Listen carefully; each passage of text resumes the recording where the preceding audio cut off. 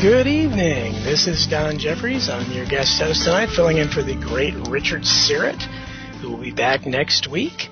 Glad to be with you tonight. We have a very special guest for us. Jim DiEugenio is the author of Destiny Betrayed, which is about the Garrison investigation into the assassination of President Kennedy, first published in 1992, later revised and updated in 2012.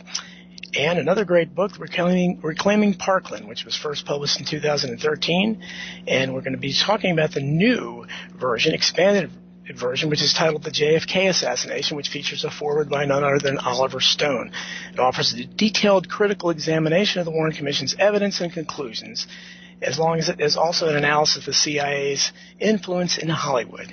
He is also the co-author and editor of The Assassinations, Probe magazine on JFK, MLK, RFK, and Malcolm X. He co-edited Probe magazine from 1993 to 2000 and was a guest commentator in the anniversary edition of Oliver Stone's JFK, re-released by Warner Brothers in 2013. He has an MA in Contemporary American History from California State University, Northridge, is also a specialist in the history and theory of cinema, and has written numerous film reviews, which can be found online. Jim, welcome to the show. Good evening, Don. It's the full title is The JFK Assassination: The Evidence Today. All right. It was just been reissued. You're right. It was about 3 weeks ago. The publisher reissued it. All right, and it's a revised and updated version, of course. All right, and most of the revisions in that book were in part 3. And that's the part that, well, I didn't know. This seems to be the part that's attracting the most attention. And that part largely consists of my critique of Tom Hanks' influence in Hollywood and to a lesser extent Spielberg's. Okay? And it's really, because if you take a look at its ranking on Amazon, it's like number 6 in films. You know, I never meant it as a film study book. That part of the book is not anywhere near the majority of the book. But that seems to be what's hit home with most of the people who read it. I don't know. Is that the way you feel about it? Yeah, well, I certainly, I'm fascinated by that. And as you know, and Jim and I have never talked in person, but we know each other in a cyber sense for many years online. We've discussed things certainly on these Kennedy assassination forums, which are all over the place. And I first became familiar with your work probably back in the late 1990s when I read this fantastic article in Probe magazine about the posthumous assassination of JFK. Oh, okay. And I've talked that up quite a bit, and you and I are of one accord on that. I've certainly used it quite a bit in Hidden History, the same kind of assessment of the Kennedys and the way the left looks at them. We'll talk about that a little bit later. But the new book, I fascinated. Obviously I had Reclaiming Parkland. I read it when it came out, and I looked for the new stuff and fascinated. I want to talk a little bit about that. First of all, you and I think, look at this the same way, and we'll get more into the Kennedy assassination itself. But assuming that a lot of the listeners know some of the minutiae in that case, I love the way you looked at certainly Tom Hanks, Steven Spielberg, the movie The Post, things like that. I call what Tom Hanks is doing, and to a lesser extent Steven Spielberg, McHistory. It's fast food consumption for the masses, and you're a historian. I'm an amateur historian, so I love the way you point out the mistakes and the way they look at these issues. So why don't you talk a little bit about the new part as far as what you wrote about Tom Hanks and Spielberg and then their treatment of history. All right. The last part of the book, part 3, is really more or less what I tried to do there was to show that something has happened in Hollywood in the last approximately, I'd say 20 years, okay? And this is why I think it's so important to understand just what's going on. See, after Oliver Stone's movie, and I don't know, if you don't remember it, if you weren't old enough at that time, if you don't remember it, that movie created, to say it was a firestorm is to underestimate what it did. Okay? It really, created a controversy before it came out. If you recall, about 7 or 8 months before the movie came out, it was already being attacked. Right, exactly. Yep. And so what happened is that it created a kind of popular uproar, the likes of which that I really, really don't remember. You have to go back to Bonnie and Clyde for any American film that created, and I don't even think Bonnie and Clyde created that kind of reaction, okay? But you'd have to go back that far to find another film that created a kind of mini popular uprising the way that Oliver Stone's movie did. Now, I'm not going to go into all the reasons why I think that happened. That would take another show, okay? Right. But clearly, the CIA was kind of blindsided by this, all right? And since a lot of the reaction to the film centered on secrecy in government and suspicion about executive intelligence agencies, what happened was that the CIA sent a guy named Chase Brandon, okay, to set up an office in Hollywood. Now, what was Chase Brandon's title or whatever with the CIA? What was his position there? Well, prior to becoming the liaison officer with the entertainment industry, he was in the clandestine service for over 20 years prior to doing that. And that, of course, means that he was in covert operations. Now, that could mean any number of things, but obviously part of covert operations is propaganda, okay? E. Howard Hunt was an expert propagandist. So is David Phillips. It goes hand in hand with covert operations. So they sent Brandon out here.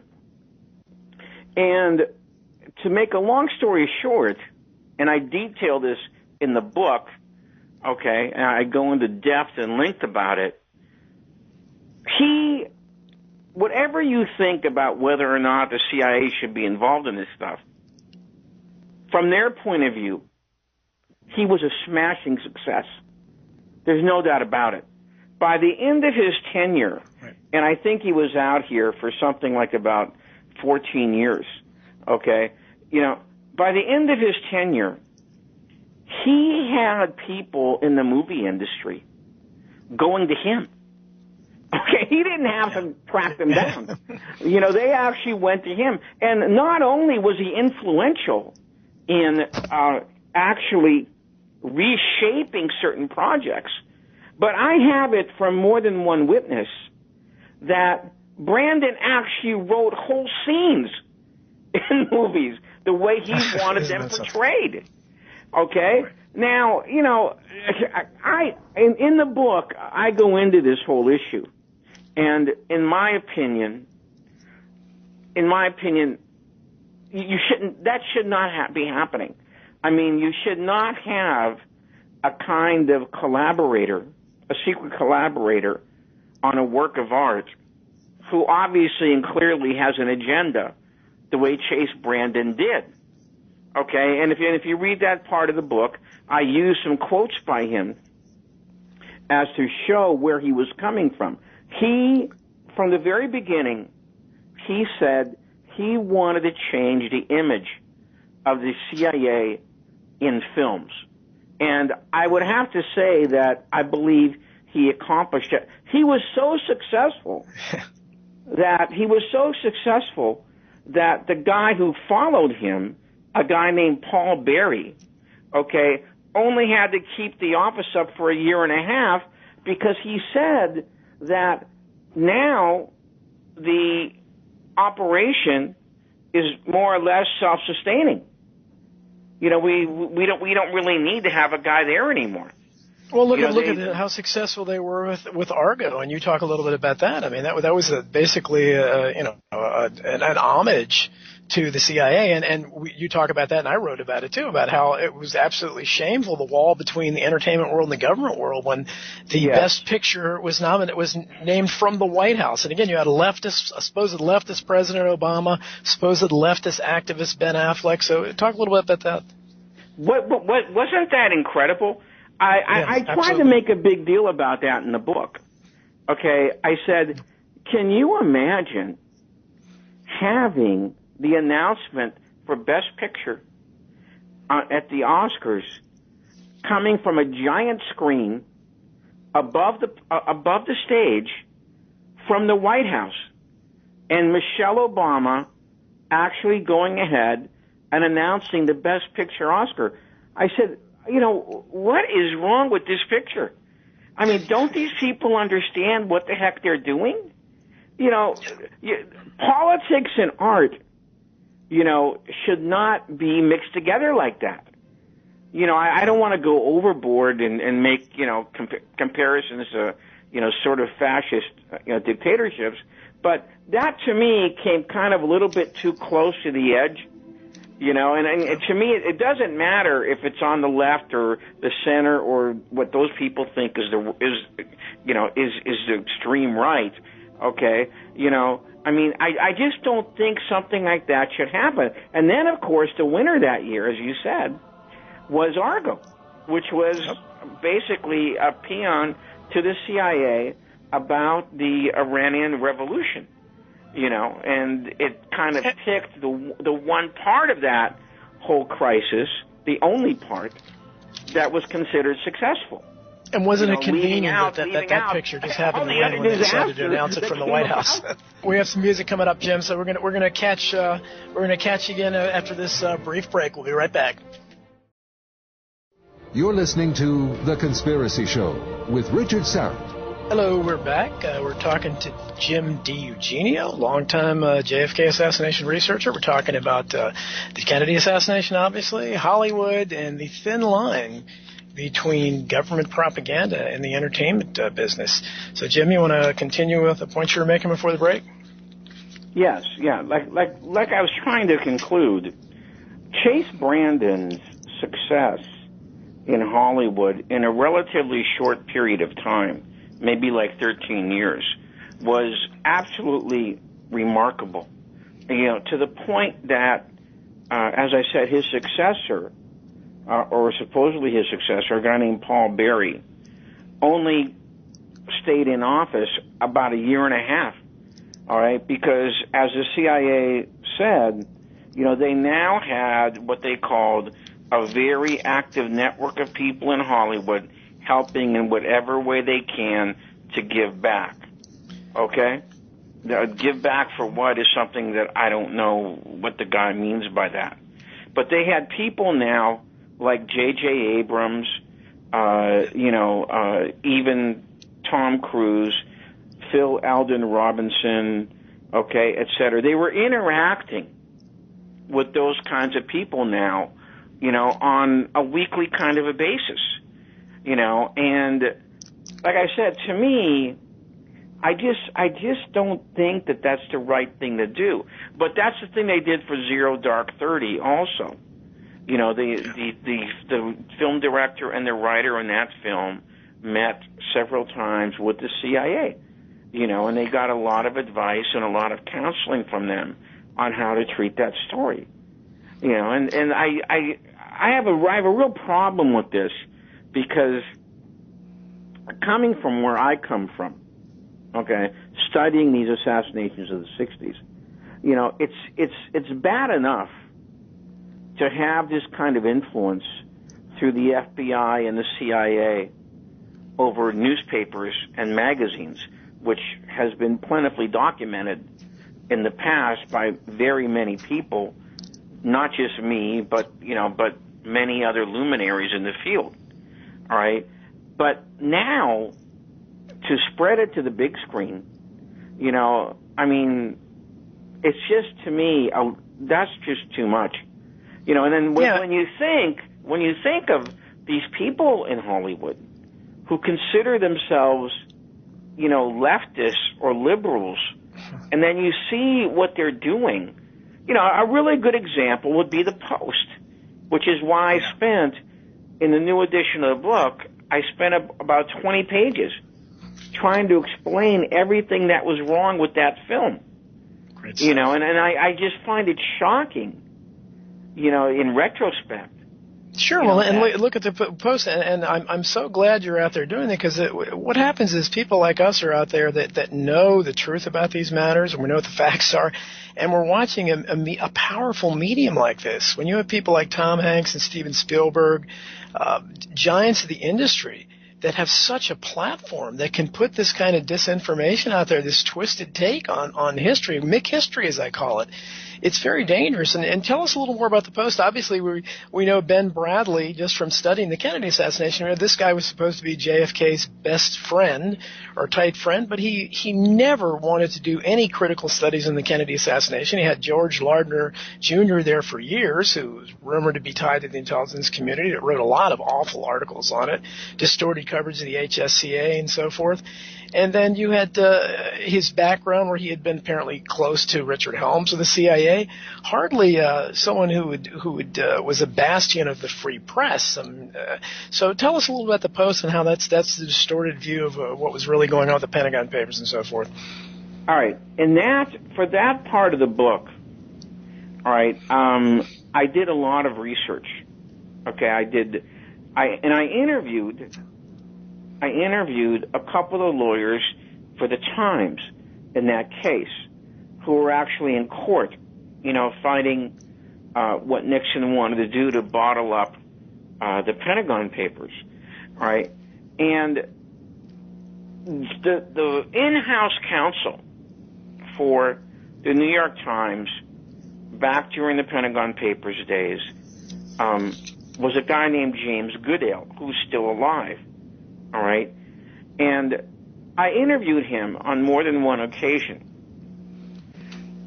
He told me, he goes, Jim, if you think that the movie is bad now, you should have seen the first draft of the script. He goes, when I heard this was going on, I called Spielberg's office and I said, I would like to read the script that you're going to shoot for this movie. All right, and he sent it to me. He goes, Jim, in the first draft of the script, Ellsberg was barely even in the picture. He was in the movie for one scene. One scene. It's when Ben Bajdikian goes up to Cambridge.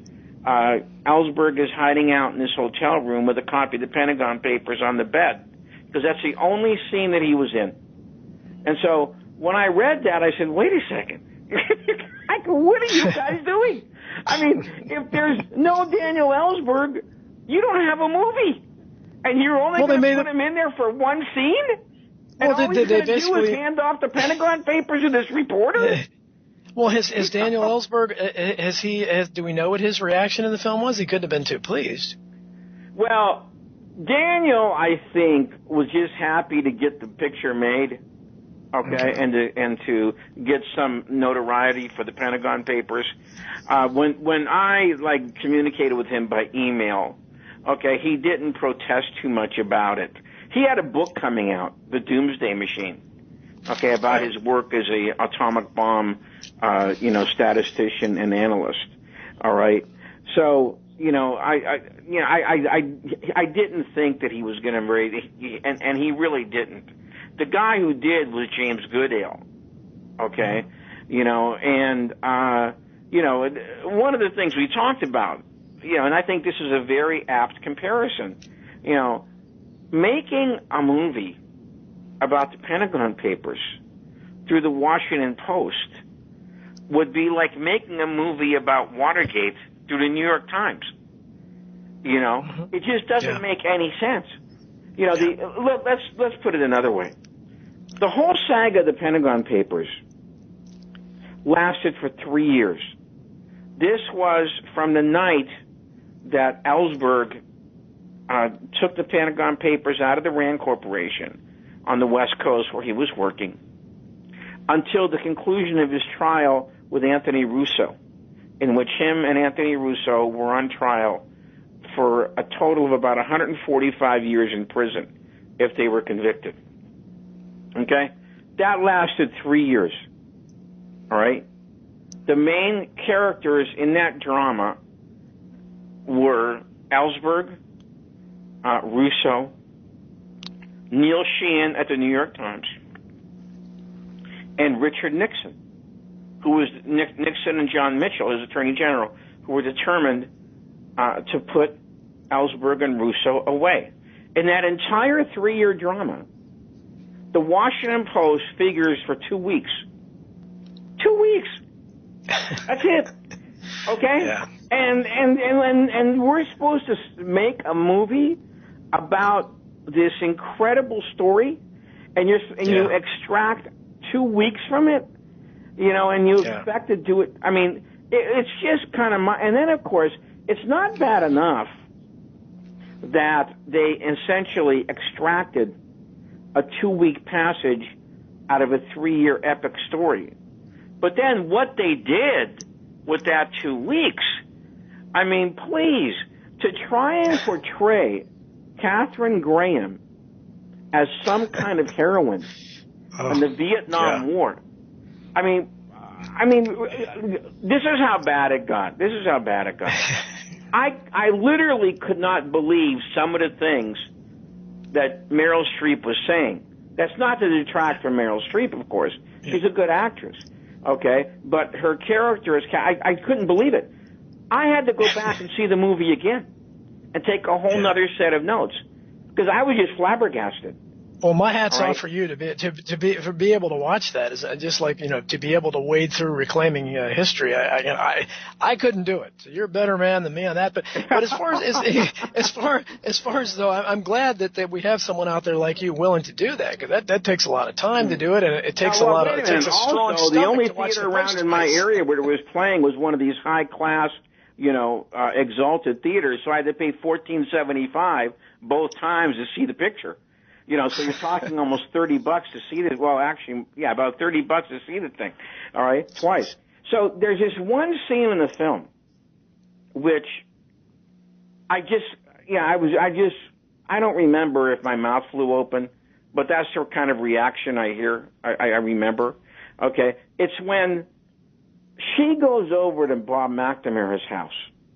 All right, and she is somehow shocked and surprised that McNamara could have taken part in Johnson's Vietnam policy, and hidden some of the worst elements. Because that's essentially what the Pentagon Papers is about. It's hardest on Johnson, because of all the deceptions he used in order to go ahead and escalate the Vietnam War. All right? Now, this to me is like the famous scene, which I think all film lovers understand, in the movie Casablanca, where Claude Rains says, I'm shocked that there's gambling at Rick's. Okay, which of course he knew about, was always happening for a long period of time. That was all just kind of a put on, just an act. Well, if you know anything about Johnson's relationship with Kate Grant, okay, she was called into the White House in 1964, and a couple of her editorial managers came in with her. And Johnson essentially explained to her that he planned on escalating the war after the election. So she knew before it started what was going to happen. Now, also, if you remember, okay, and I put this in the book, during that election, Johnson lied his head off about Vietnam. One of his big lines was I'm not going to send American boys across the Pacific to do what Asian boys should be doing. Shades of Wilson and FDR, huh? Yeah. Which is, of course, what he was planning to do. Okay? Yeah. And then his other line was, we seek no wider war. which is another lie. And so, in other words, she knew about this in 1964. The Washington Post supported the expansion of the war, all through every single escalation that Johnson made. The New York Times actually did ask a few questions about, the number of civilians that were dying because of the bombing campaign. The Post almost never did that. And in fact, Johnson once said in private something like, Kate Graham is worth 2 divisions to me in Indochina. All right? So for Spielberg and Hanks to go ahead and film that scene, that's an abomination of history. And the other thing they did is they tried to make McNamara into a kind of a bad guy. Yeah. Look, as far as the Pentagon Papers went, McNamara did not try and suppress those at all. Okay, he, in 1967, he's the one who commissioned the study. And he's the one who shepherded it through. And he's the one who made it top secret for the simple reason that he did not want Johnson to know about it because he knew Johnson would terminate it if he found out about it. Leslie Gelb, who was the editor of the project, said, I never had any problem getting any documents. All I had to do was say McNamara's name, and by magic, they would appear on my desk. And he said McNamara took me to his house, and he had a lot of this stuff in his closet. He had taken it out of the Defense Department, all right, and because he thought a lot of it would disappear if he left it there. And he put it in his home, and he gave it to me. He wanted everything on the table for that study. And the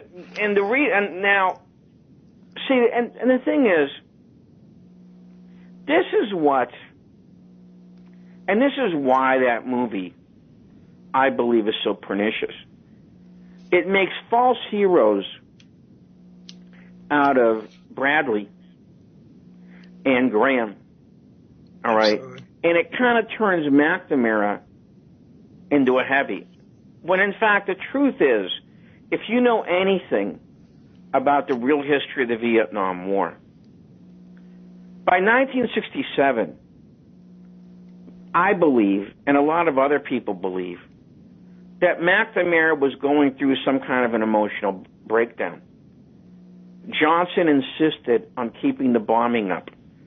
He spurned almost every hope of any kind of peace talks, even though Bobby Kennedy was trying to push him into doing that at that time. All right? Okay, and a lot of reports are that McNamara would sometime just go into his office, sit at his desk, and start crying. Yeah. And I believe, and I can back this up with some evidence, I believe he did that.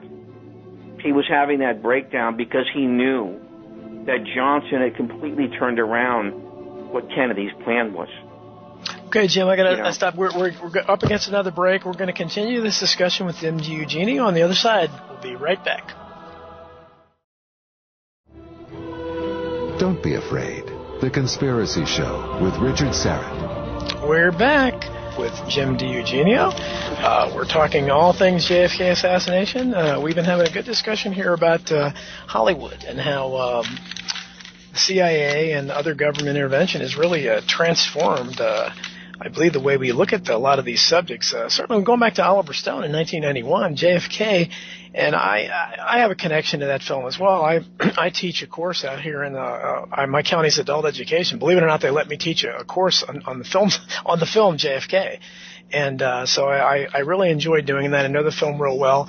My respect grows for it, with every passing time I watch it. But since 1991, there's been such a sea change there. We would have thought that with the way, as you mentioned, it had such a revolutionary impact. Dan Rather editorialized against it on the CBS Evening News, I think 3 times. Unprecedented stuff. Oliver Stone really caused some incredible ripples out there in Hollywood, but we don't see anyone picking up the mantle other than him.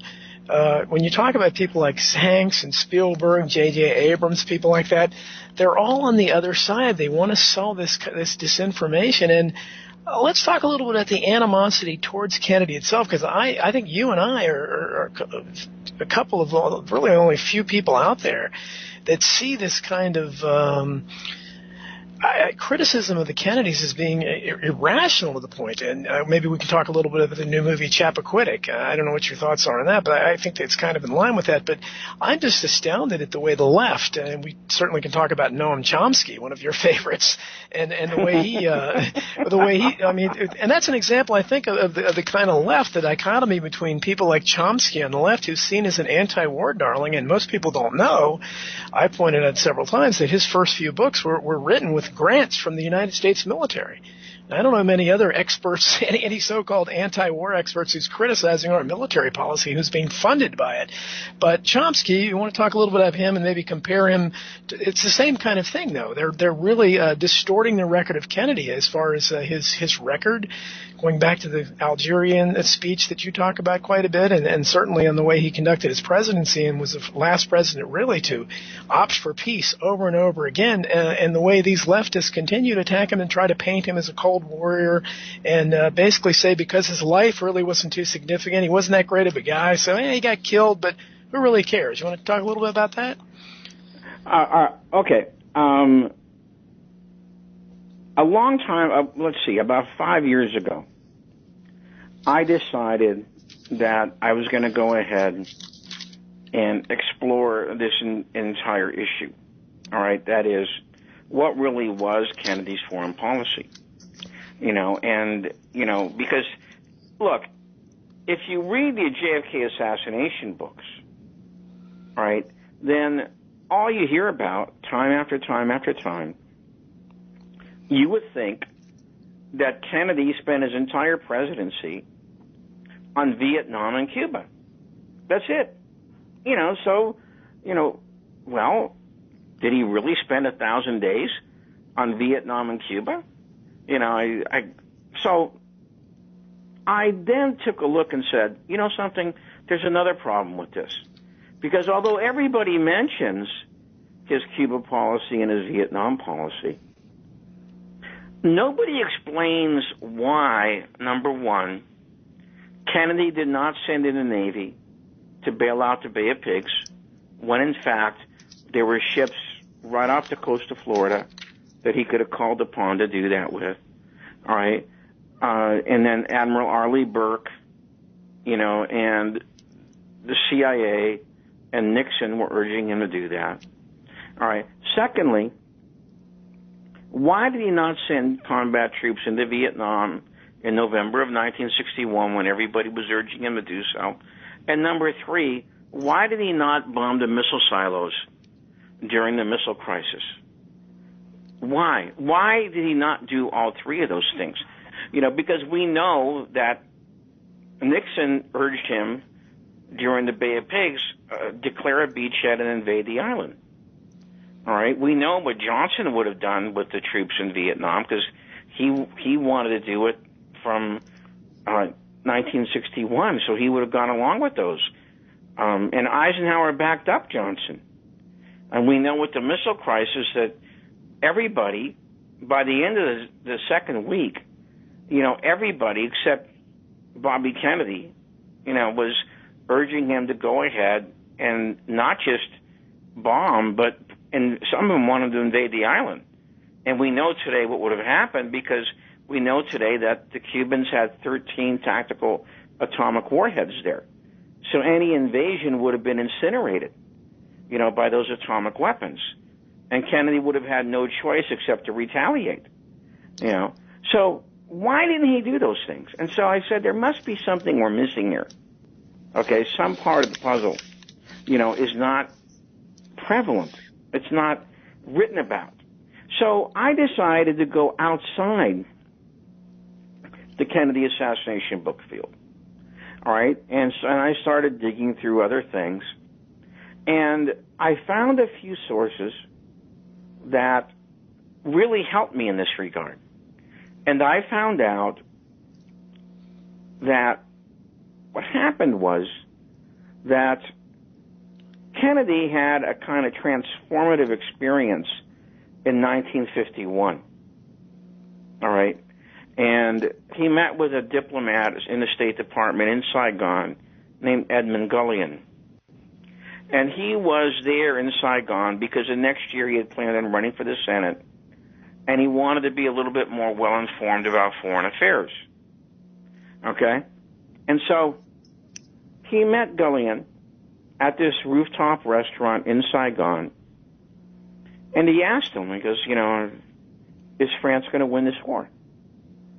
And Gullion was very straightforward and said, there's no way in Hades that France is going to win the war. And so Kennedy goes, well, how come? And he goes, Ho Chi Minh has the Viet Minh so fired up about this being their country that they would rather die than go back under the yoke of colonialism. France will never be able to win a war of attrition. They'll never be able to win a guerrilla war where you have to kill more of the enemy than the enemy kills of you. And the reason they won't win is because the French home front will never support it. Now, in a nutshell, I don't have to tell you that that's exactly what happened to the United States. Okay? All right, the American home front would not support this war of attrition that Johnson and Westmoreland decided to execute in Vietnam. That meeting at which Bobby Kennedy was in attendance, he said that had a deep impact on Kennedy's thinking. All right? And from that moment on, he began to make speeches, write letters to his constituents, make radio addresses, and he was like a lonely voice in the wilderness. Jim, I hate to interrupt you again. We're hearing the music again. There's so much good information. We're gonna pick up right after these few commercial messages. When in doubt, blame the government. You're listening to The Conspiracy Show with Richard Serra. And we're back. We are talking to Jim DiEugenio. Jim, why don't you go ahead and pick up where you left off. Finish your thoughts. So that meeting with Gullion transformed his whole view of American foreign policy in the Third World. He decided that we had to be for something rather than just be anti-communist. Okay, that was not going to work. All right, because in his view, nationalism was the real motivation for these countries coming out of what is commonly called the second age of colonialism. And those countries were basically in Africa and in Asia. All right, and so he did this for 6 years. He was essentially the only guy in Washington talking about this issue. And it was too far out for either the Democrats or the Republicans. And he specifically criticized both the Democrats and Republicans for failing to understand this issue. And this all culminated in what I consider Kennedy's greatest speech, which is his famous June 1957 speech on the Senate floor, in which he specifically attacked Nixon, the Dulles brothers, and Eisenhower for helping the French stay in Algeria. And he specifically said that did we not learn from 3 years ago when the French fell at Dien Bien Phu? Did we not learn that we should not tie ourselves to the desperate effort of a French imperial empire to hang on to its far-flung possessions? Would we not be better served if we went ahead and convinced them to go to the negotiating table and find a graceful way out of this painful situation? The object in those negotiations should be, number one, to save the French nation, and number two, to free Africa. Now, can you imagine a guy talking like that on the floor of the Senate in 1957? Yeah. Okay. I sure mean, can. revolutionary. Well, I'm really glad that you point this stuff out, because no one else is doing that. And Right. Kennedy was really fighting decades and decades. I don't know where you go back to, Grover Cleveland or somebody was the last really anti-colonials. I mean, starting with Teddy Roosevelt. We had this imperialistic, jingoistic kind of colonialist attitude towards the rest of the world, and Kennedy was fighting that. And if we watched, I think you've talked a little bit about the film Virtual JFK, which shows exactly what happens when Kennedy over and over rejected the call for war. And we've seen since that time not a single president. When there's rumbling somewhere, I mean, Donald Trump talked about we need to stop all these senseless wars. That's why a lot of people were attracted to him. But as soon as he's ordered and presented with ridiculous evidence, doesn't matter how absurd it is, he commits the troops, and all the presidents have since Kennedy. And I think, we talk a little bit about that, how he was the last really voice for peace we had in the White House. Yeah, well, I think that's substantially true, because if you take a look at his policies, Kennedy's policies, that he tried to enact in those 3 years, many of them were altered. And a lot of them were simply reversed by the combination of Johnson and then Nixon and Kissinger. And I could name a few places. I mean, Indonesia, for example, Congo is another example. Dominican Republic, is another example.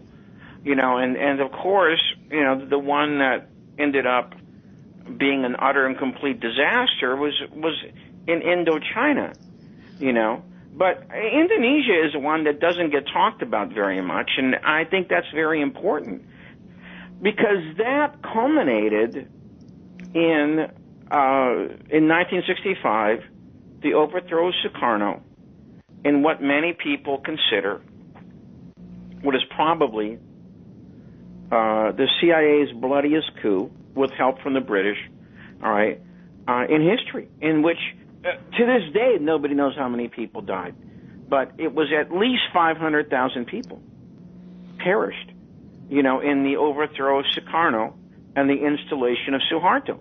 And Kennedy stood by Sukarno to the bitter end. He was like the only guy in Washington standing by him.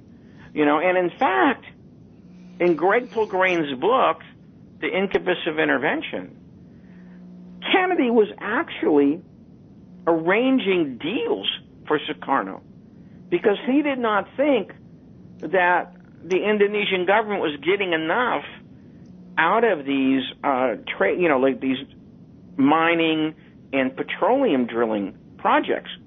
He wanted the Indonesian government to get 60% to a 40% for the company.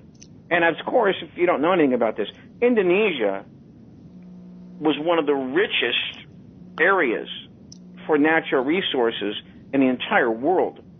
So you're talking a lot of money, all right? Well, Kennedy was arranging deals for Sukarno, and he was arranging to visit him during the election for 1964, and Sukarno was actually building him a mansion. He looked so much forward to having Kennedy there in 64. Of course, then, when he heard the news, Sukarno started weeping and said, "Why did they kill my friend John Kennedy?" Well, everything the writing was on the wall.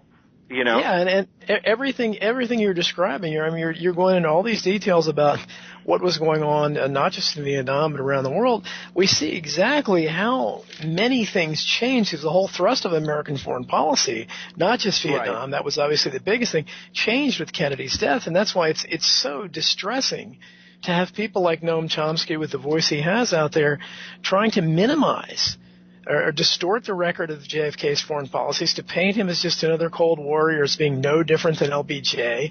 And obviously, you and I, and hopefully others, understand that there was a vast difference between them. And we see not only the National Security Action Memorandum 263 becoming 273, and what a difference that was, but I think we see the most obvious changes that happened because of the assassination is what happened to American foreign policy afterwards. You want to talk a little about that?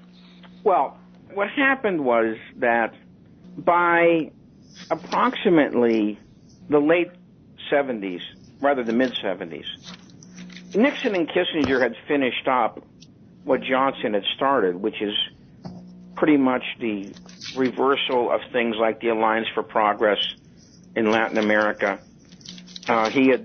Nixon and Kissinger went beyond even Johnson in their cross-border raids in the Cambodia and Laos, which resulted in the overthrow of Sihanouk and the Cambodian genocide, which took the lives of about 2 million people.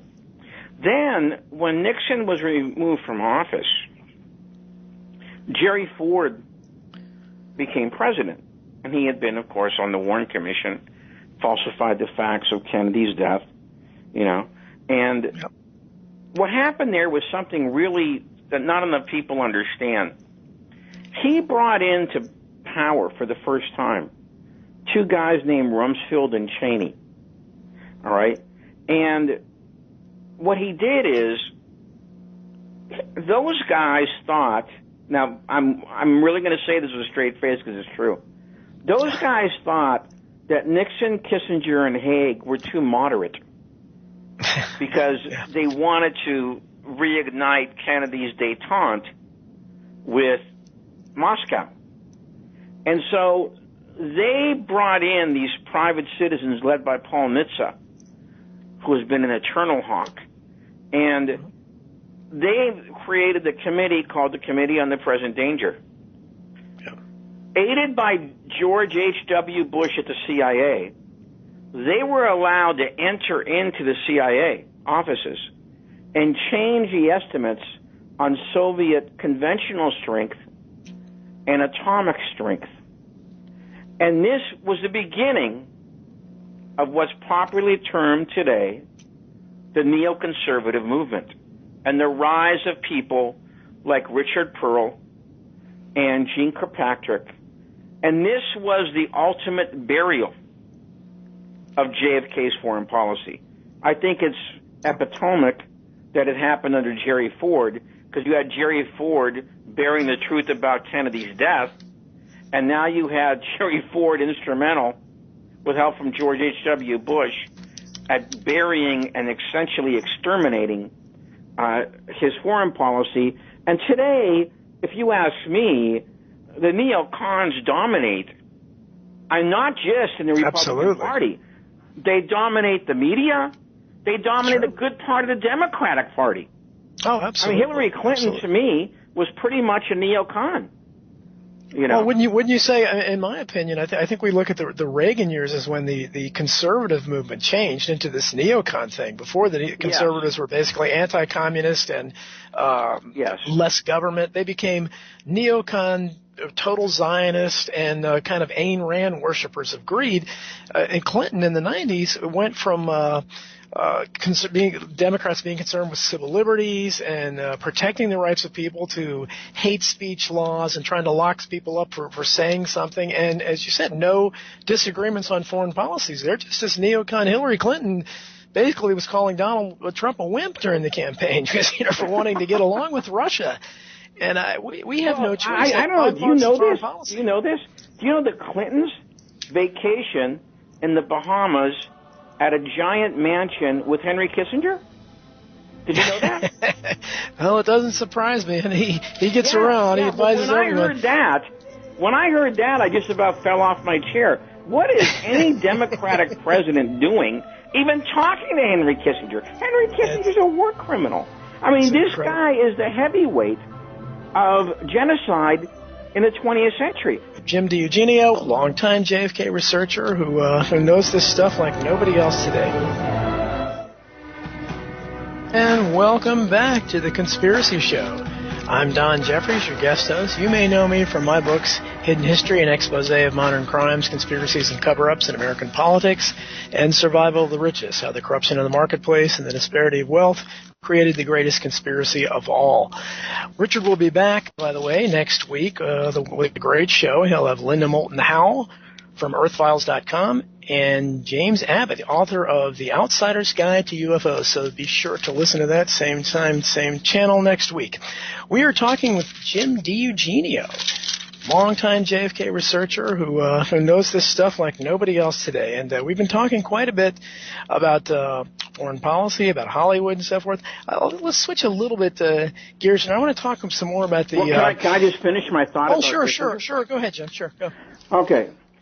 I said Kissinger is the heavyweight champion of 20th century genocides.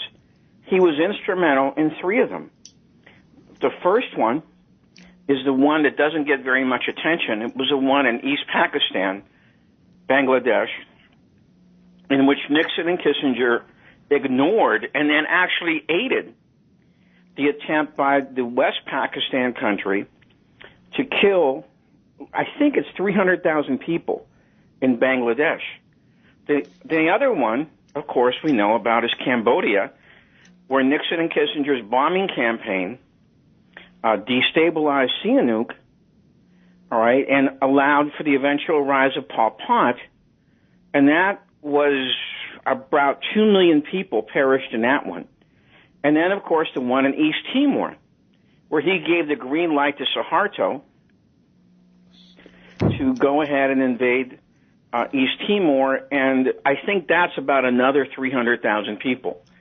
So here you have the Clintons vacationing in the Bahamas with a guy who's got so much blood on his hands, I wouldn't even be in the same room with him. Right. Okay? But here's the titular head of the Democratic Party, and this is how far I believe the Democratic Party has fallen. And they wonder why we believe in conspiracies. It's inescapable to think these people are supposed to be enemies. Aren't the Clintons, as ostensible liberal Democrats, supposed to hate Henry Kissinger? I mean, Bill Clinton was a big anti-war guy, right, during the Vietnam days? Bill Clinton campaigned for George McGovern. Exactly. Okay. So what the heck happened to this guy?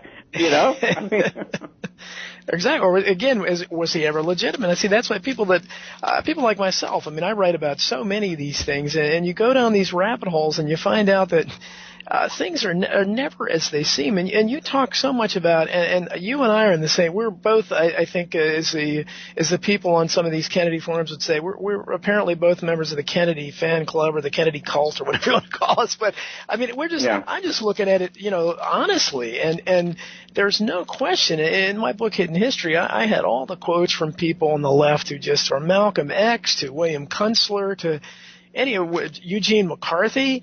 I mean, these are icons of the left, and they all hated the Kennedys. The hatred comes through. It's so obvious.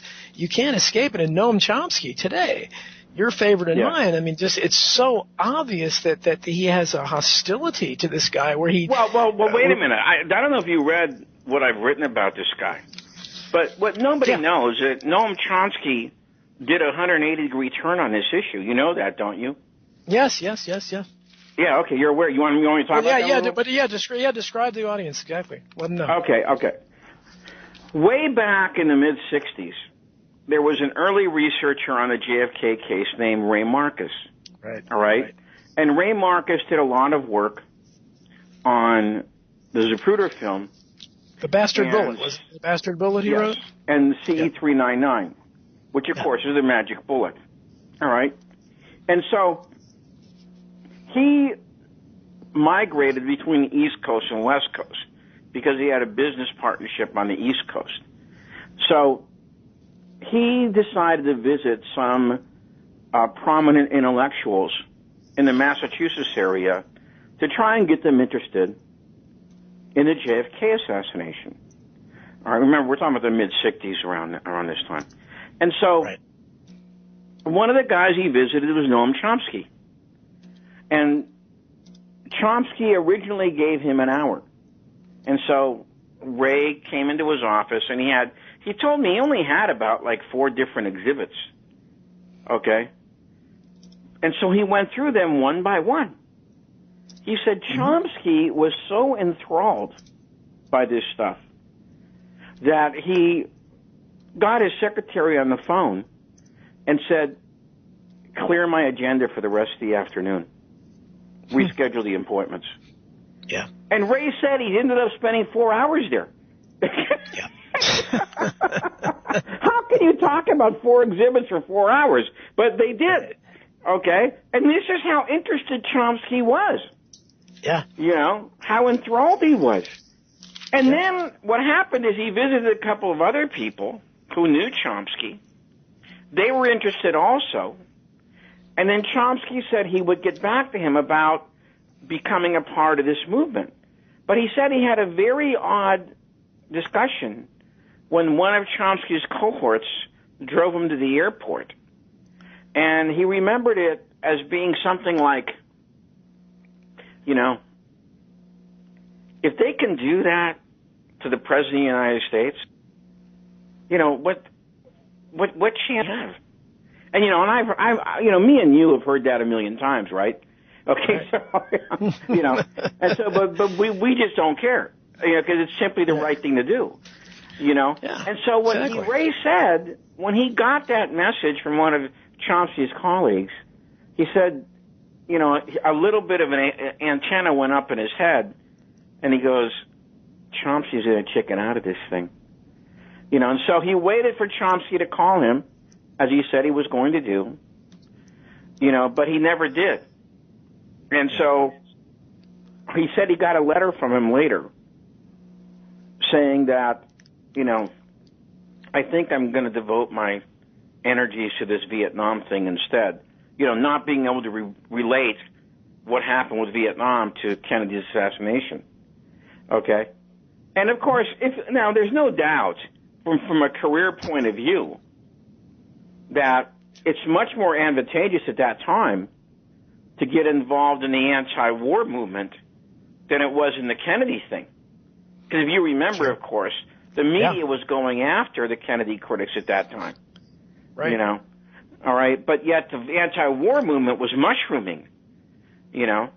And so, see, that's, and by the way, but even in 1975, now we're talking 10 years later, even in 1975, Chomsky signed a petition to constitute the House Select Committee on Assassinations. Right. All right?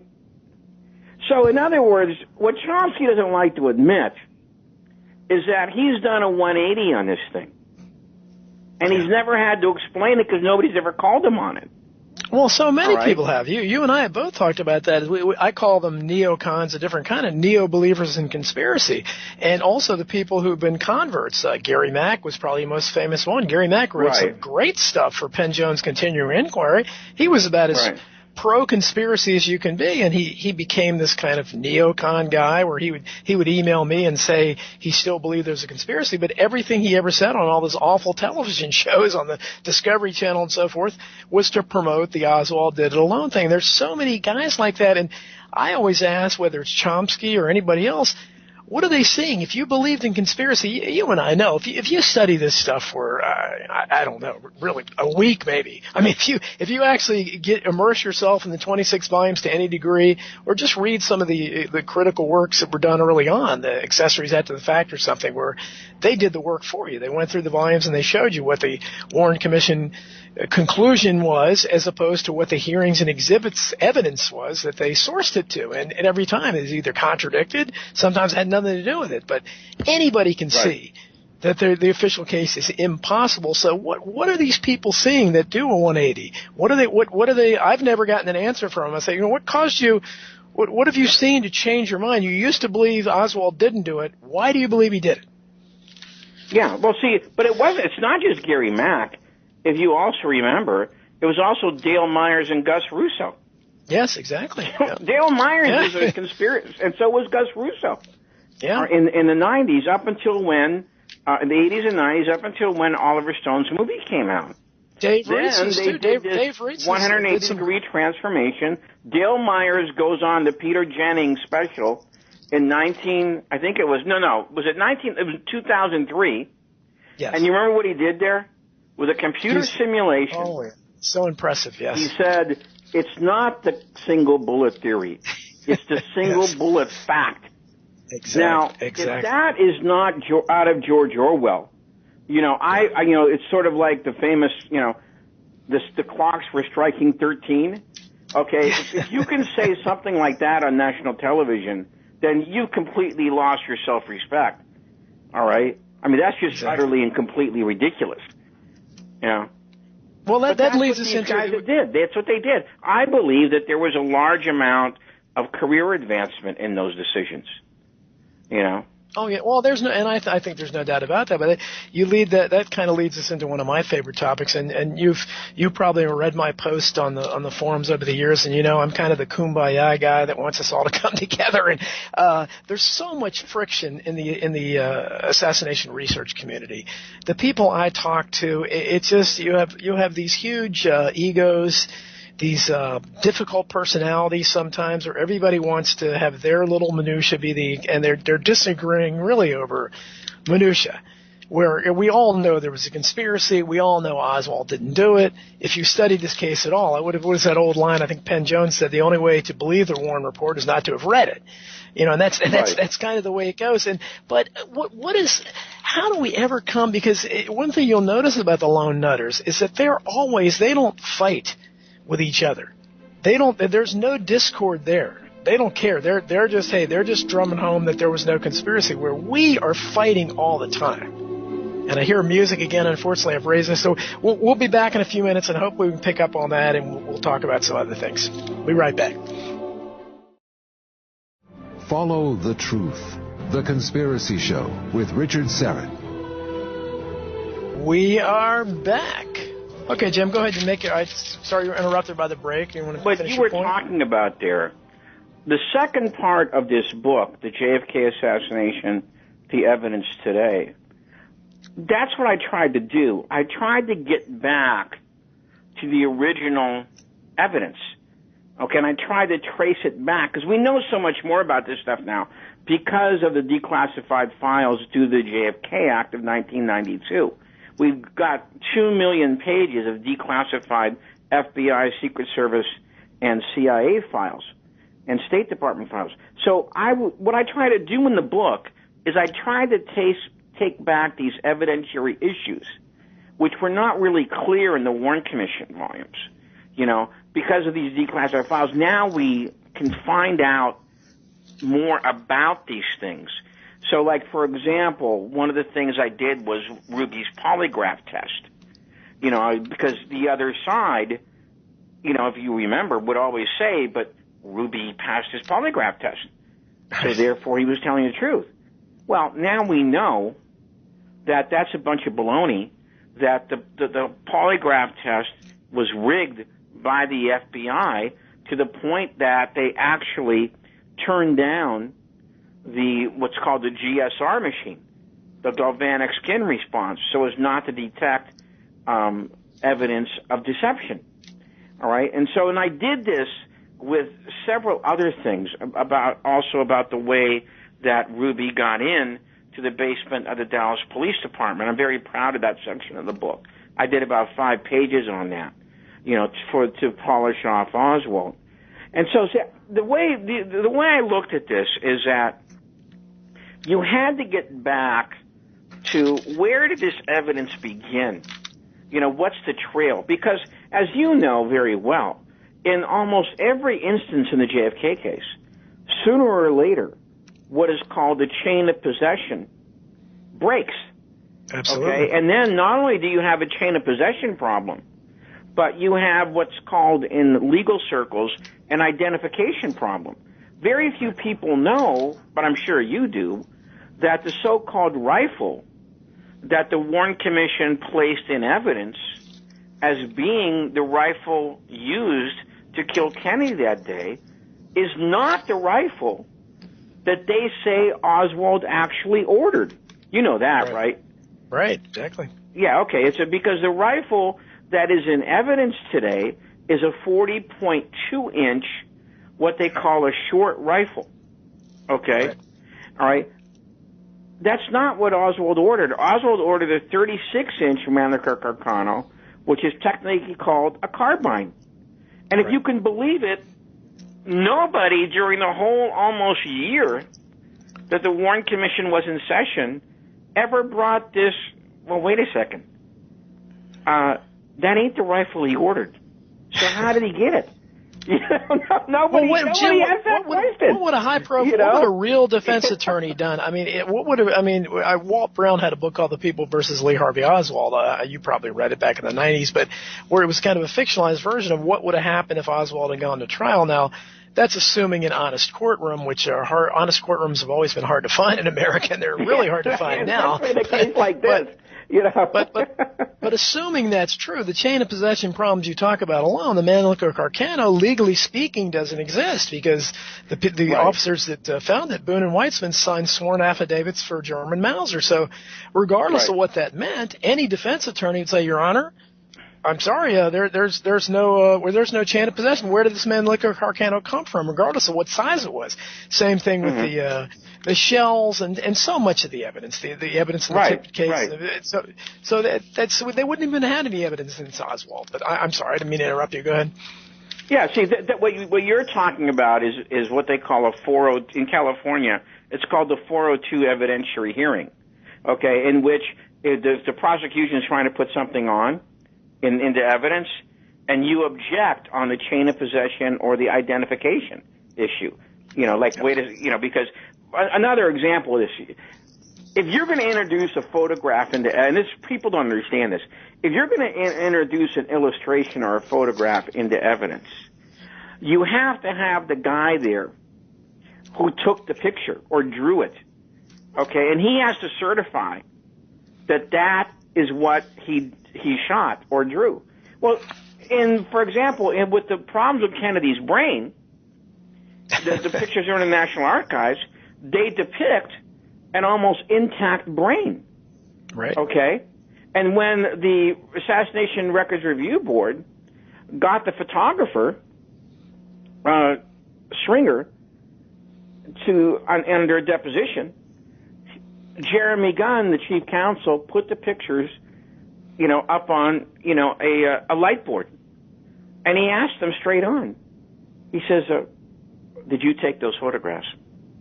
And Don, if you were a screenwriter, you could not have written this scene any better. Okay? Stringer just sat there, and he looked puzzled, and he stood up, and he walked over to the light board, and he started reading. And he said, I never use that kind of film. That's Ansco. Okay? And he said, then he looked and he said, and the process, because of the number you see at the bottom, that's called press pack. I never used the press pack technique when I was taking autopsy photographs. And so Gunn asked him again, and he said, well, in light of that, did you take these photographs? And he said, no. So, of course, if you had a real investigation, which we've never had in the JFK case, the next question is, who did take the pictures and why? Well, Jim, where was the great Katharine Graham, as played by Meryl Streep so magnificently? Where were these journalists? I mean, these were stories. I mean, why didn't they talk about? I talked about in Hidden History the flight of 399. Not only was it a magic bullet, but the way it came back to Washington D.C. in the pocket of Secret Service agent Richard Johnson. That just doesn't seem appropriate. It went through who knows how many hands. There was no chain of possession. Even as ridiculous a piece of evidence as it is, the chain of possession makes no sense. We're later told that wasn't the bullet anyhow. It wasn't identified. Tomlinson said he couldn't sleep at night. He was being pressured by our own inspector. These are the kind of things. Where was one investigative journalist, one Lois Lane type out there? Why didn't they go after this? I mean, you talk about if Watergate was a big story with Deep Throat and so forth, this should have been the story of the century. And I've talked before about how I became politically aware during Watergate as a teenager, and I wanted to be a journalist. I wanted to be like Woodward and Bernstein. And I thought, once I started finding out about the Kennedy assassination, what a big cover-up that was, I said, well, I just got to let Dan Rather and these local people know, these journalists, they're going to jump all over this. I mean, look what they did with Watergate, and crickets. And that's the problem we have, and you've written a lot about that, obviously, is the failure, the absolute failure of any investigative journalism on the Kennedy assassination or really any other important bit of politics in this country. Right. Well, but what about Ben Bradley? Ben Bradley was supposed to be his friend. Yeah. Some friend he turned out to be. You know? With friends like that, all his friends. I mean, who was out of all Kennedy's? There's not one guy that I can think of. His alleged political allies. None of them came out demanding a new investigation. All the critics were people like retired chicken farmers and World Health Organization workers. These were the people that did the work that investigative journalists never did. Yeah. Well, Garrison actually said that. You know, when he was catching all this Haiti stuff, you know, for investigating the case, he actually said, you know, sitting on his porch one night, and he goes, "Didn't this guy have any friends?" You know. Okay. Yeah. Well, his family too. I like to contrast. That's a different matter because you know I don't like to criticize them because that family has been so put upon. And oh my God, it's terrible what's happened to them. Well, they have. I mean, most people postulate the reason the Kennedys haven't spoken out is because they obviously fear for their safety. But I've pointed out if that's their strategy, it's not working because they continue to die unnaturally all the time. And contrast that to the Martin Luther King family. Or Dexter King especially, and Coretta Scott King, they were real profiles in courage. And I hate to criticize the Kennedys too. Again, I'm a diehard member of the Kennedy cult fan club like you are, apparently. But the difference was that they had people in the family who were still in politics at that time, whereas the Kings really didn't. You know, at that time, you know, they really, I think only one of their kids, you know, actually ran for Congress. But I will say this, that this is about to change because I can tell you that Robert Kennedy Jr. has a book coming out pretty soon in which he's going to actually discuss this issue for the first time. Any member of the Kennedy family has ever done so. Right, exactly, and that's great. And I wrote a lot about John F. Kennedy Jr. and John F. Kennedy Jr. behind the scenes. I mean, I heard from insiders in his group that he had a quest to find out who killed his dad. Reporter Wayne Madsen told me that he had a meeting scheduled with JFK Jr. at George Magazine the week of his death. He was going to meet with him, and he was going to be assigned at George Magazine to investigate the assassination of President Kennedy. So. Plane crash happened at a very fortuitous time for the people that had knocked off his brothers. But at any rate, we're kind of getting off track there. But you and I are definitely in one accord with the way the media has treated this subject. And I point out over and over again that there wouldn't be a need for books like ours. And obviously the early critical works were out there. People don't realize what these guys went through. Harold Weisberg his wife typed up those manuscripts by hand. And he sold them because he got his first book, but he had to self-publish, and these were just incredible works. The filing Freedom of Information Act suits over and over again. These were really courageous individuals, and they'd had to do it because the New York Times, the Washington Post, despite what Hollywood says, in their movie, they weren't doing this kind of, especially in the Kennedy assassination. I can't think of anybody outside of Jim Mars and Earl Goals in Texas that did any kind of work outside of the band of critics. Do you know of anyone? There was a guy in New York named Peter Kiss who was a friend of Mark Lane's. And the New York Times, if you can believe it, was actually on the verge of launching an investigation into the JFK case. They had, by late 1966, and this is one of the declassified documents, they had begun to lose faith in the Warren Report. And Peter Kiss, who I understand was a pretty good investigative reporter, was actually going to go ahead and begin reinvestigating the assassination. And it didn't happen, and I can, from my experience with these things, I can tell you what happened. Because once the word got out that they were going to do that, I'd be willing to wager that either John McCloy or Alan Dulles got on the phone and told, the management, please don't do this, okay? And that was it for Peter Kiss and his reinvestigation of the JFK case. Well, we can certainly look at the way the media treated Jim Garrison. I mean, just absolutely disgracefully. The way in unison, he had no sympathetic coverage. They went after him like attack dogs. And Oliver Stone encountered the exact same thing in '91. This again, and don't forget Richard Sprague. Yes, of Don't course. forget Richard Sprague also. Yeah, Okay. the original. I was working for Mark Lane's group as a teenage volunteer, the Citizens Committee of Inquiry then, and we were trying to lobby Congress, and we were so happy when they reopened it, and we had heard good things about Richard Sprague, and he was intending to take that investigation the right way, and then it was just that's what really opened my eyes as a teenager to see how the press just jumped all over it, and this in Washington, D.C., where they waste money like it's going out of style, especially the Washington Post, going crazy talking about how much money the investigation was costing and saying they care about how taxpayers' money is being spent, and just attacking him and getting Gonzalez to infight and so forth. But it was just an amazing time. But you want to talk a little bit more about? Are we missing anything else that's in the new? We didn't mention my website. If there's interested people, I have a website called kennedysandking.com, okay, in which you'll see a combination of film reviews, book reviews, research articles on the 4 great assassinations of the 60s, both Kennedys, King, and Malcolm X, okay, in addition to the book.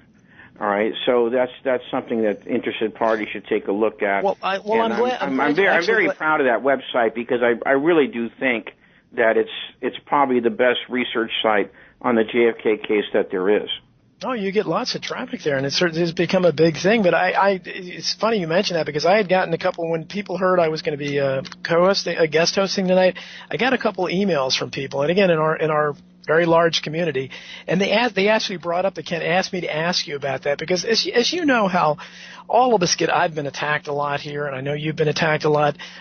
There are those within this community of ours, this fractured community, that think that you're using this website as some kind of a gatekeeper or something. You're familiar with that? I'm sure you've been accused of that. You want to address that at all? Wait a minute. Just because I think certain ways about certain things, that doesn't mean I'm a gatekeeper. Well, I will look at anybody's submission, and and the writers that I have that want to contribute to me, on a regular basis, which I welcome. I've never ever changed anything, in any serious way in any paper that they've written for me, and you can ask them. The only thing I ever make are typical grammatical or syntactical things, or if somebody has gone ridiculously over long, on something, then I'll ask them, well, do you really need this section? I mean, nobody's going to want to read a 40-page article. So if Noam Chomsky submits an article, you'd consider it. I will look at anything anybody submits. Okay, well, I just had to ask you that. I'm hearing the music again. We're coming back. I wanted to ask that because a couple people asked me to. We'll be right back after these messages. This is no place for the naive or the faint-hearted. The Conspiracy Show with Richard Syrett. And we are back with Jim DiEugenio, our special guest.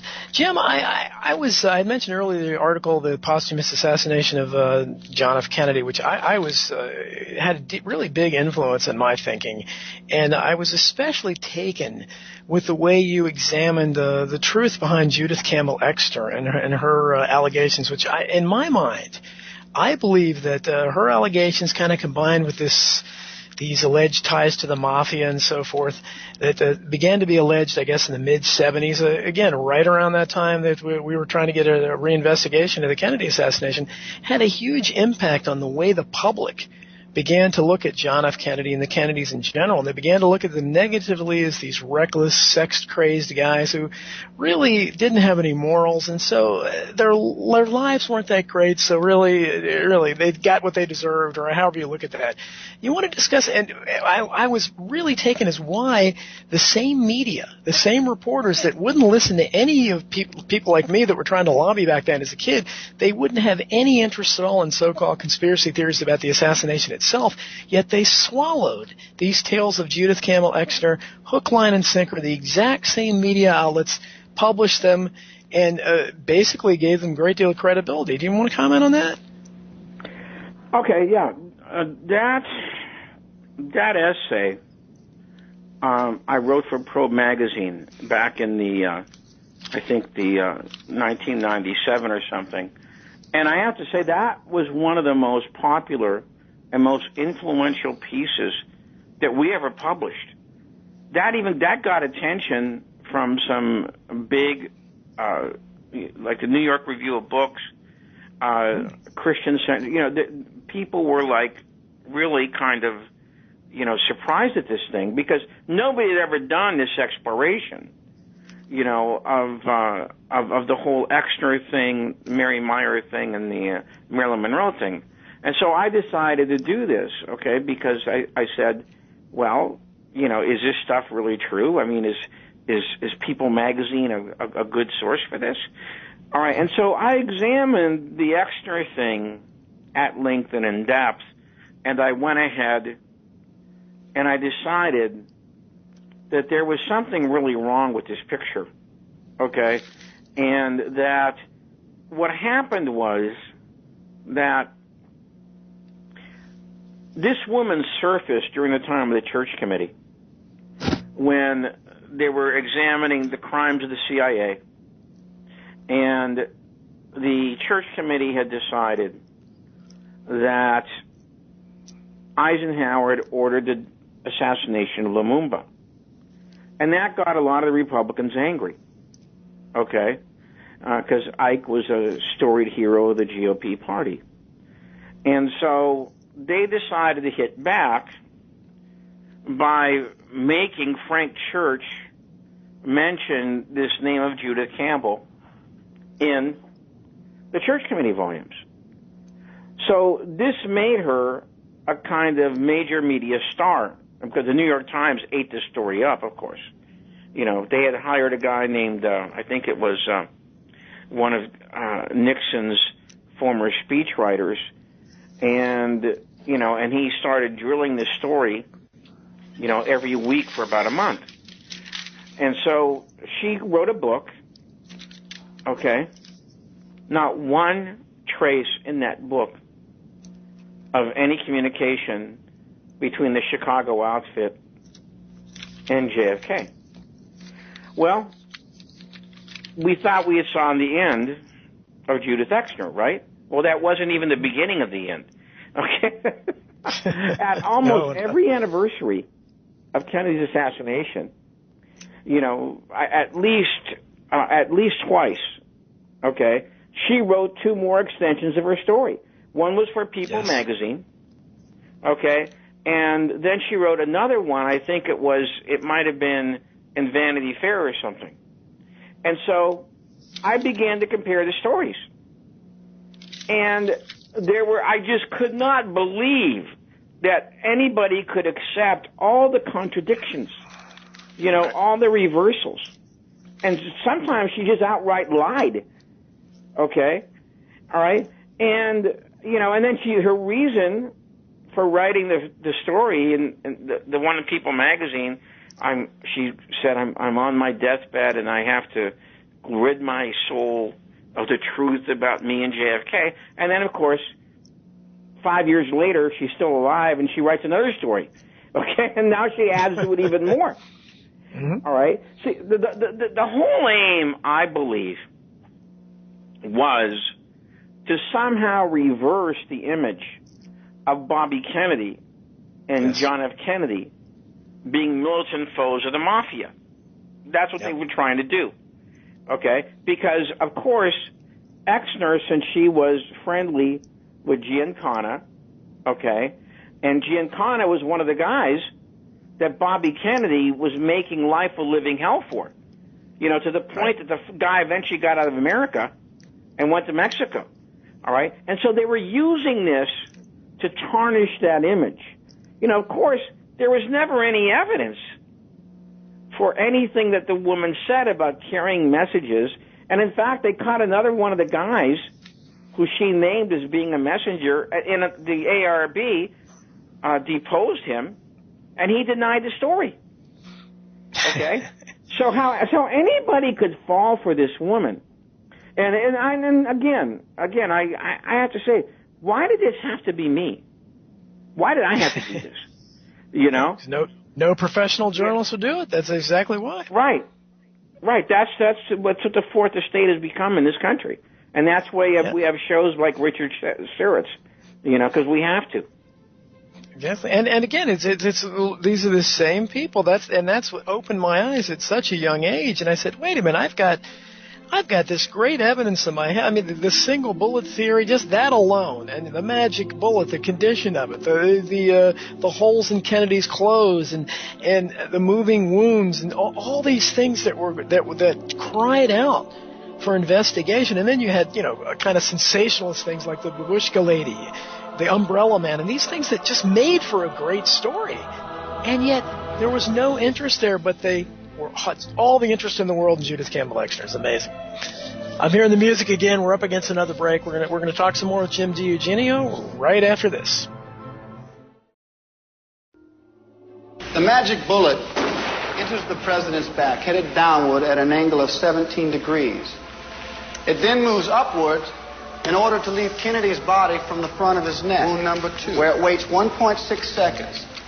Presumably in midair, where it turns right, then left, and continues into Conley's body at the rear of his right armpit. Wound number 3. The bullet then heads downward at an angle of 27 degrees, shattering Conley's 5th rib and exiting from the right side of his chest. Wound number 4. The bullet then buries itself into Conley's left thigh. Wound number 5, in which it later falls out and is found in almost pristine condition on a stretcher in a corridor of Parkland Hospital. That's some bullet. The Conspiracy Show with Richard Syrett. We are back with Jim DiEugenio talking about the JFK assassination. Jim, I've been studying and researching the Kennedy assassination myself since the mid-'70s. I know you've been doing this a long time too. When we look at the state of research today, the state of the community, just as far as the general public, where are your thoughts on what we can possibly do? We saw the 50th anniversary came and went, and it was a very sad occasion. They roped off Dealey Plaza. They didn't really allow much of it was controlled, kind of a controlled ceremony, and it was clearly everyone that was involved in that ceremony was a believer in the official fairy tale. Very distressing for people who had gone there to gather there every year for a long time, and they really were kind of left out. Which again was, I think, a message brought home to people that no conspiracy theories will be allowed, as they call them. Where do we stand now? If you could tell people, what are you telling people as far as? I'm really glad you brought up the 50th because, in my opinion, what happened there was an utter and complete disgrace. All right, I don't want to go into a lot of it, but as you said, I don't know if you were in Dallas on the 50th. No, I wasn't. But no. What the mayor and the police did, and I'm not kidding, they completely roped off Dealey Plaza. You couldn't get in. The only way you could get in is you had to submit an application, and the application went through the Department of Homeland Security. Now, do you think that they were going to let me into Dealey Plaza? So I didn't even bother submitting one. All right? And then they called in for overtime 200 Dallas police officers. At every entrance into Dealey Plaza, they put these, I'm sure you're familiar with them, they're carpenter sawhorses across the street, backed up by police cars, backed up by men on foot, armed policemen, and I'm not exaggerating at all because I was there. And then the last defense was cops on horseback. So if somebody broke through, they would go ahead and run them down on horseback. They feared something, didn't they?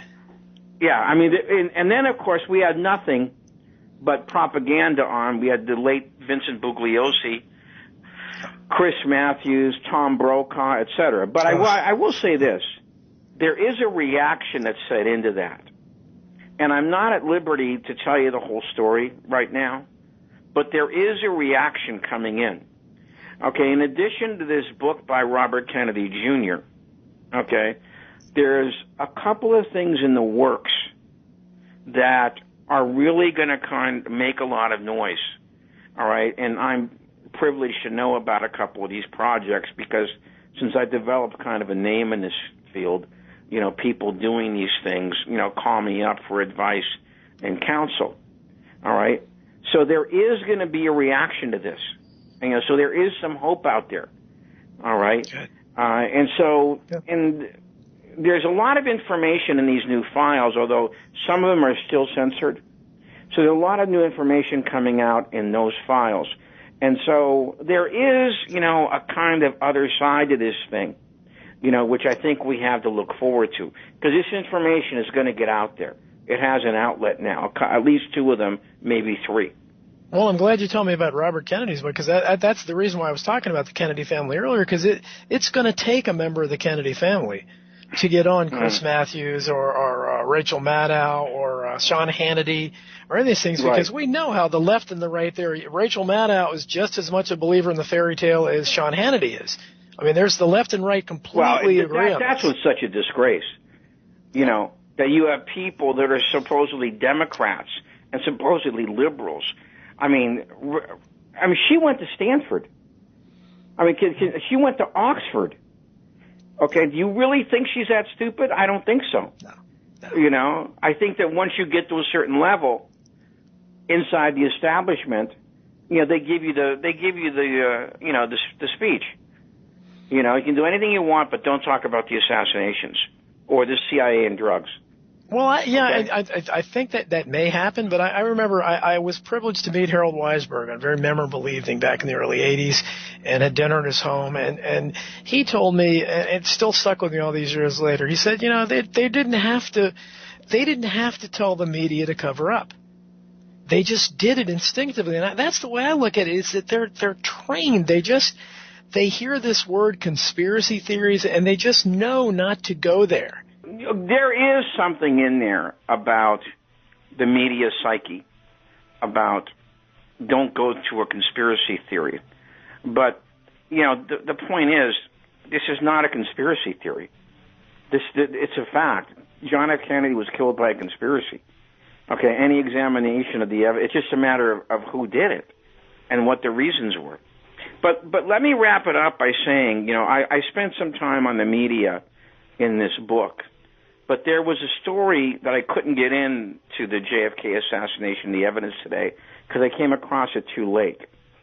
Alec Baldwin is probably the biggest television star there is because of Donald Trump getting elected. He wanted to do a special on the JFK case for the 50th anniversary. And on that time, I think he was in that show, 30 Rock or something? Yes. With Tina Fey? Right. And he said, so I went in to pitch my idea about a combination biography and look at the assassination, a fair-minded look. And these guys told me, they said, Alec, we've kind of made our peace. We've made our settlement with the Warren Commission report. All right, so we're not going anywhere else with this. And he said that was that. That's what they told him. Yeah. So this kind of stuff, it does exist. But I also agree with you. These people who work in the media, they know that to get along, you go along. So they don't even bother. Most of them. Alec Baldwin's kind of a maverick, so he would do something like that. Forget about Chris Matthews. John Barber has been in the entertainment business forever. He was Frank Sinatra's writer for a while, Lucille Ball's favorite writer. He's having a hard time getting his film, the assassination of JFK, and the media filmed anywhere. I mean, he's trying to get attention for that, and he has lots of these contacts. And even with that, it would be the same kind of thing as Alec Baldwin now, who is huge name, big celebrity. Right. But they still can't break through that wall there about this subject. See, that's why I've always said, I think the American media is probably the worst media of all the westernized countries. It has the worst problems with censorship of anybody. And it's really sad. But I think that's the truth myself. Well, I think a lot of people have commented. I believe it was Lou Rockwell that told me that the difference between Taz or Pravda at the height of the Soviet Union and our media now is that the Soviet citizens back then understood that their media was state-controlled, and they knew they were lying to them. Right. A lot of our citizens don't seem to be aware of that and don't seem to realize they're being lied to. They actually think we have a free and independent press. Right. Right. And we don't. Not even close. No, and and we see it in this subject here because you're talking about, as you mentioned, if we had a real, even a two-party system, I mean, let alone a multi-party system, and we actually had opposition parties, then someone from Kennedy's party, someone that supposedly agreed with them, alleged liberals, would have been up in arms after that assassination, and they would have been demanding a new investigation right away, a real investigation. They would criticize the Warren Report, and the left especially was empty until you had, independent civil libertarians like Mark Lane that stepped forward, to Bertrand Russell. Right. Mark Lane was really about it. That guy was the only guy who, for that whole year of 1964, was saying, there's something wrong with this. And he traveled throughout the whole country, traveled to Europe. The FBI surveilled him, both in the United States and abroad. Yeah. And we still have people trying. That's why it's amazing. And the press, what they would do, even back then, they would be skeptical of the skeptics. We had Anthony Lewis and writing the critics and scavengers of the Warren Report. And this is the way they were treated then. And it's kind of the way you see maverick whistleblower types treated now, where the press just, instead of embracing them, examining what they're exposing, and is this valid, they don't. Instead, they just instantly go after them, and it's the attack the messenger thing. And anytime, unfortunately, because this cover-up has been going on for so long, when you and I, people like us, talk about the Kennedy assassination, the reporters kind of roll their eyes. Oh, that again? That story? Right. Hasn't that been? Right. It's never been investigated, as you pointed out. There's never been a real investigation into the murder of a sitting U.S. president. And that's just absolutely shameful when you sit there and consider that. And it's left for people like us to try to point it out. And unfortunately, even though, as Richard Belzer once said, 90% of the people believe there's a conspiracy, but the rest of the people work for the media and the government. Jim, it's gone by too fast. I really enjoyed talking to you. You want to quickly tell people where they can get your book? Yeah, you can get the JFK assassination, the evidence today, through Amazon.com, Barnes & Noble, or at Skyhorse. Okay, Skyhorse Publishing. Okay? That's my publisher, too. Thanks so much for being with us, Jim. And, folks, Richard Sirott will be back with you next week at the same time. Thanks for having me. Good night. Good night.